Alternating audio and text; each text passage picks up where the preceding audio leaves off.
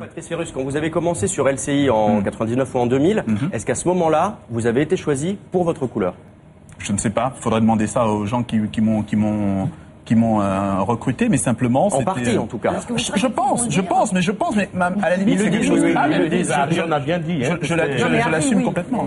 Moi, je l'assumerai complètement. C'est pas un problème pour moi. Auria n'a pas fini de poser sa question, en fait. Pardon. Non, mais donc, finalement, pour vous, ça serait pas un problème qu'on vous dise qu'on vous a choisi finalement pour votre couleur plutôt que pour votre mérite? Non, c'est pas ce que j'ai dit. J'ai dit simplement que je suis conscient que la couleur de peau est peut-être un élément aussi qui a joué. Tout simplement. Maintenant, après, moi, je l'assume. Je suis comme ça, je suis né comme ça. Donc après, Vous serez peut-être engagé, Auria, pour remplir les statistiques ethniques d'une société. Ça vous gênera? Un peu. Honnêtement, un peu. Car j'estime que ce n'est pas la couleur qui fait la personne. Donc, on ne doit pas s'arrêter sur cet a priori-là. Je vous rappelle que vous avez 2 diversités. Vous êtes une femme. En plus. C'est pas une minorité du tout, mais c'est une diversité. Je pense que ne serait-ce que pour faire bouger les mentalités, on va forcément passer par là. Je dis juste une chose, je pense pas qu'il y a de bonnes réponses à ces questions. Il y en a que des moins mauvaises. C'est pour ça que moi je dis ça. Maintenant, malheureusement, je crois que c'est malheureusement ce qu'il en est aujourd'hui. Gaston Kellman. Moi, j'aime prendre les choses par l'humour. Si quelqu'un me dit que j'ai été embauché parce que je suis noir, je dis que lui aussi il a été embauché parce que je suis blanc, parce qu'il était blanc, parce que mon CV n'est pas arrivé à destination. Le seul est arrivé. Donc à partir de là, il n'avait aucun, le combat était inégal. Mais ce que je veux dire, par exemple, il n'y a aucune peur qu'on soit embauché parce qu'on est noir, peu importe ce que les gens disent. Je n'imagine pas qu'aujourd'hui, moi, on m'envoie à la clinique, je ne sais pas quoi. Gaston, il nous manque un noir comme médecin, viens être médecin. C'est des médecins qui iront à la clinique, c'est des journalistes qui iront à la télé, c'est des gens qui ont la capacité à faire le boulot qui iront là. Et je suis convaincu que s'ils sont mauvais, on devrait, convaincu qu'ils sont mauvais, on va les virer ou bien on devrait les virer au moins. Il y a beaucoup de choses qui passent par la formation. C'est pour ça, là, il y a des élèves de Sciences Po qui sont là. Patrice Ferrus, vous avez fait une école de journalisme à Paris. Quand vous l'avez faite, vos profs vous disaient, vous allez aller à RFO.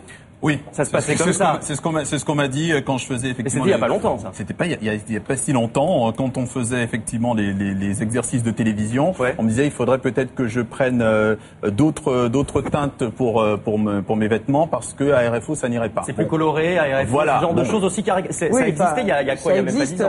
Ça c'est le métier tout simplement peut-être. Oui, mais un journaliste noir j'avais pas forcément de vocation à aller forcément à RFO. Mais peut-être qu'il était lucide le prof quand il me disait ça. À l'époque, c'était peut-être les seuls débouchés pour les journalistes de couleur. C'était peut-être ça. Alors ça, pour vous, visiblement, les questions qu'on pose appartiennent à hier et il y a demain à construire. Enfin bon, je sais, Rokhaya, que vous nuancez puisque vous remettez les Yabon Awards. C'est d'ailleurs une idée assez surprenante. Elle vous est venue à cause de quoi? Disons que nous, on a fait le constat en fait qu'il y avait beaucoup de propos qui étaient exprimés dans les médias par des journalistes, par des politiques, des personnalités politiques de premier plan, qui étaient porteurs de préjugés, d'un discours différentialiste par rapport au fait que certains Français n'étaient pas tout à fait blancs et pas tout à fait gaulois entre guillemets. Donc nous, on a décidé de décerner des trophées à ces propos parce que la diversité, ce n'est pas que des représentants humains de la diversité, mais c'est aussi des propos. Et je pense qu'il y a des propos qui sont hostiles à cette diversité que je mets entre guillemets également. Donc des hommes politiques ou des femmes politiques qui s'expriment dans des propos que nous considérons comme porteurs de préjugés.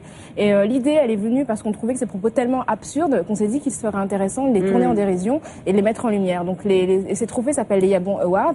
Ils seront remis ce soir par notre association. Et l'idée, c'est vraiment de montrer, de mettre les médias face à la responsabilité parce que je pense qu'on laisse librement certaines personnes s'exprimer dans ce type de propos qui sont offensants pour un certain nombre de personnes qui sont aussi des citoyens, qui payent leur redevance, c'est important, et de mettre aussi les responsables de ces propos face à leurs responsabilités sur ce qu'ils peuvent évoquer. Et en même temps utiliser l'humour, comme le disait Gaston Kellman. L'humour, c'est le credo de notre association, donc nous on est dans un... Les propos racistes, normalement, c'est condamnable. Les propos, c'est condamnable, mais des propos quand bien... ils sont avérés, ils sont condamnés. Effectivement, mais les propos porteurs de préjugés ne sont pas condamnables parce qu'ils relèvent de l'opinion. Donc nous, on est là plutôt pour faire évoluer les consciences, faire évoluer les représentations. Et effectivement, on n'est pas dans un rapport de culpabilisation ou d'agressivité. On se positionne pas comme des juges, mais vraiment comme des citoyens qui sont dans un dialogue.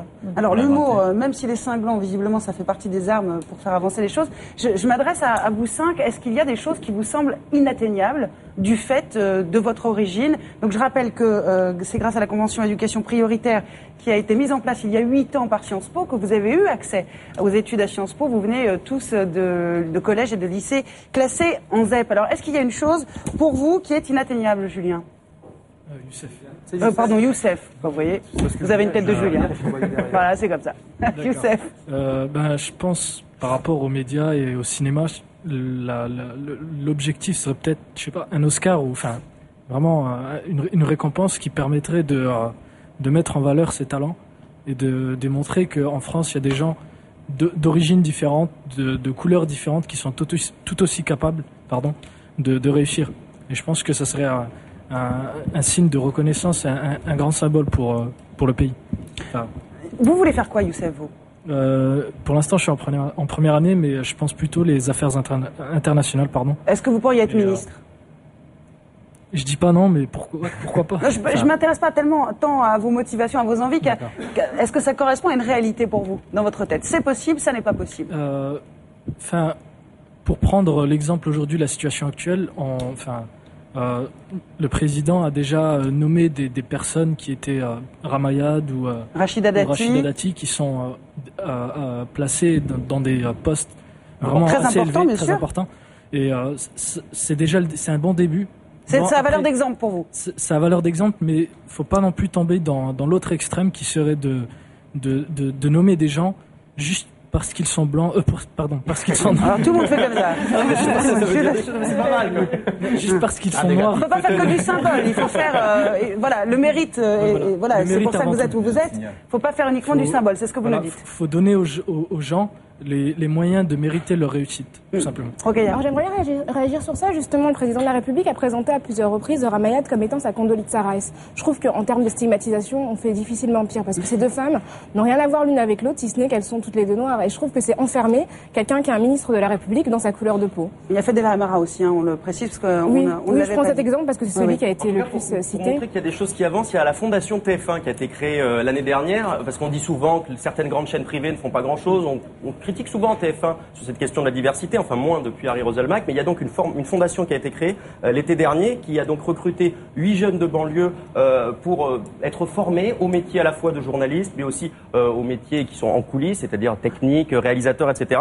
Il y a donc 3 gamins, Samira, Idir et Fatoumata, qui sont à TF1 et en même temps en alternance dans une école de journalisme. Et là, Samira a réalisé sa première interview diffusée la semaine dernière dans le magazine 10h le Mag. Ça, c'est aussi un moyen d'avancer.